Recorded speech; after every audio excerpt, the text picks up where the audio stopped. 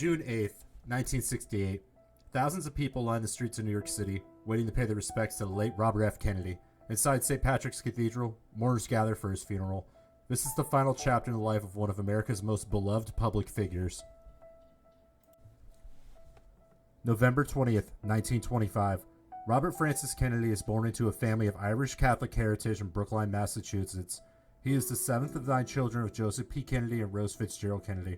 The family is wealthy and politically influential, with his father serving as a U.S. ambassador to the United Kingdom, and his mother's family having a long history of political service.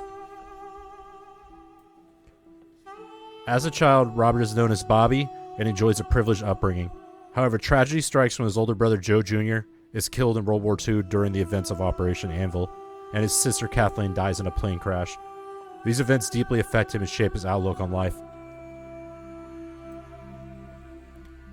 Robert F. Kennedy enrolls at Harvard University, where he excels academically and becomes interested in politics.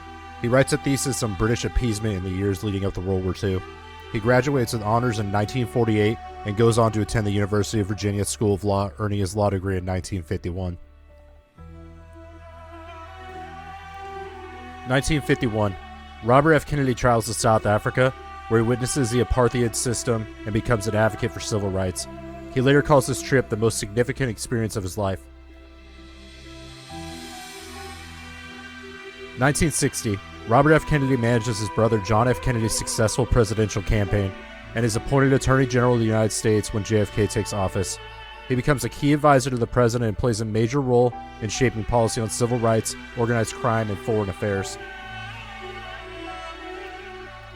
1963. Robert F. Kennedy delivers a famous speech at Oxford University in which he declares that moral courage is a rarer commodity than bravery in battle. He calls on the world to tame the savageness of man and make gentle the life of this world. 1962. Robert F. Kennedy oversees the Cuban Missile Crisis, serving as his brother's closest advisor during this tense moment in history. His cool-headed approach helps avert nuclear war. 1961. As Attorney General of the United States, Robert F. Kennedy travels to Mississippi to enforce desegregation laws. He confronts Governor Ross Barnett and asserts the federal government's authority to ensure equal protection under the law.